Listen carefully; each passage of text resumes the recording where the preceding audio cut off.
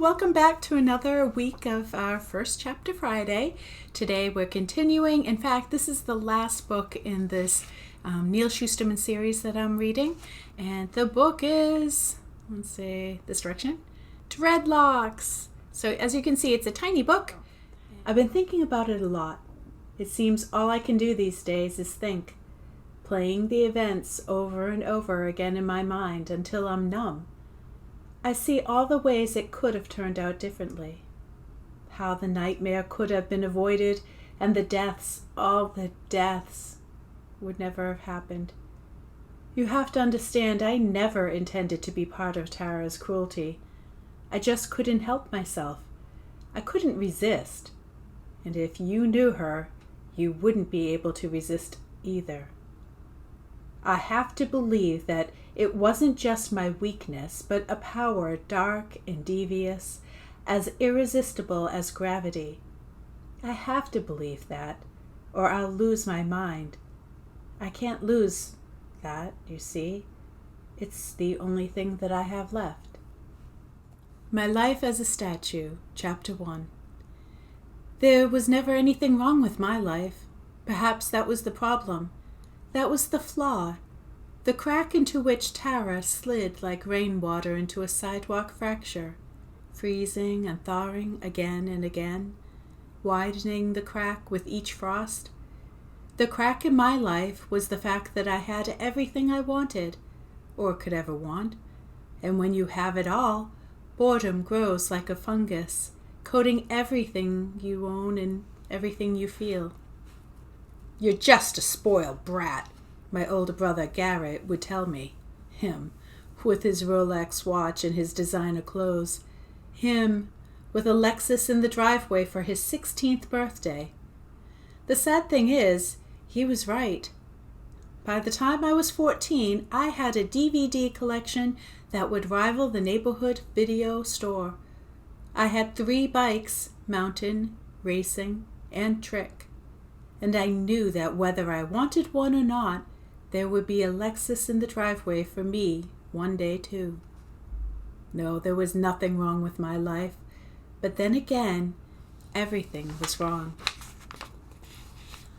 On my 15th birthday, I came to realize that the expression spoiled rotten meant exactly that. We kids were the apples of our parents' eyes, and I, for one, was rotting from the inside out. I was looking forward to my birthday. I mean, who doesn't?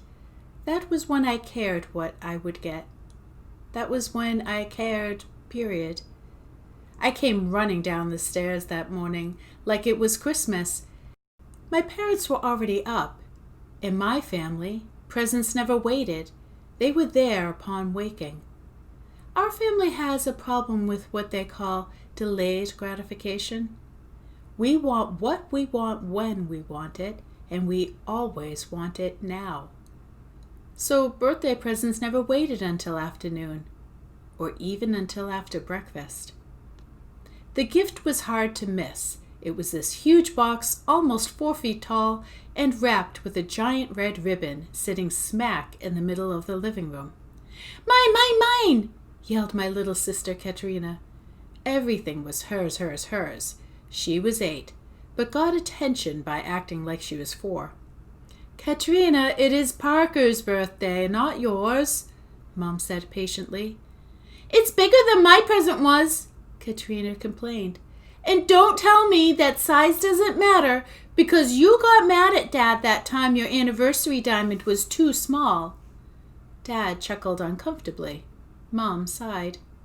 "Maybe you'll get something as big for your next birthday," Dad offered. "Christmas," demanded Katrina. "Christmas is sooner." Garrett, whose bed hair looked like something out of a bad science fiction movie, threw up his hands like my birthday was an imposition on his life. "Can we just get on with this already?" I looked at the box on the table, trying to take it slow, relishing the mystery. I had no idea what it was.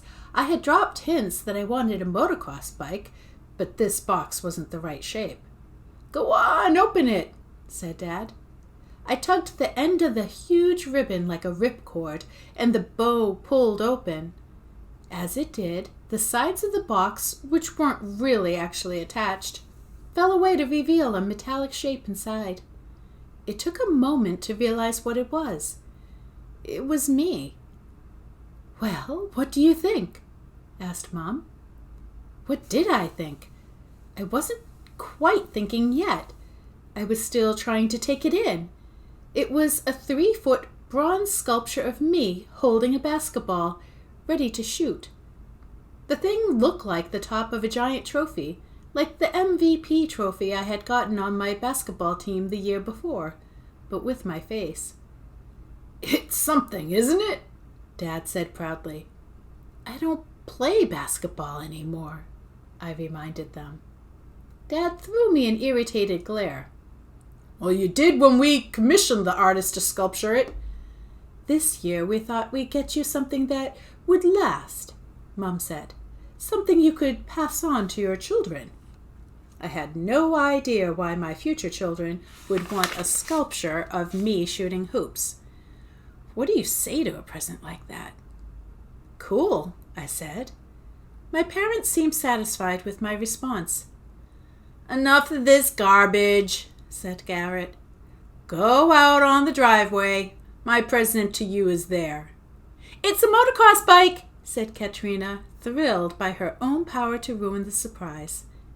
As it was Saturday, I filled the motocross bike with gas, spent the whole day riding it until I got bored with it, then took it on a tour to all of my friends, until I got bored with that too. That night was the first time I truly began to understand how I was rotting from the inside. After dark, I sat in the backyard staring at that bronze sculpture. My parents had already placed it on a pedestal, with lights shining at it from 2 different angles, and I thought how strange it all was. I had everything that I needed, everything that I wanted, and on top of all of that, I now had a statue to honor me.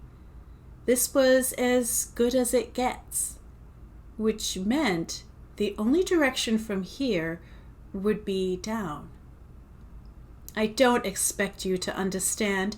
Boo-hoo, the rich kid's feeling sorry for himself. But it's not like that. I mean, we're all striving for something, right? There's always something we're working toward. You take that lousy summer job because it gives you money to actually do something with your friends other than hang out. You dress cool to be in with popular kids. You bust your butt so that your grades get you to the top of your class. You play basketball, dreaming of victory and the MVP trophy. But what happens when you've got all those things already? What is there to strive for? What do you hope for? It was as I stared at my own bronze face, feeling that boredom fungus growing all around me, that I heard the first moving van pull up the long driveway of the house next door. So chapter 1 is done. The rest of the book is about the main character's relationship with this next door neighbor, and as you heard from the beginning of that little prologue, a preface,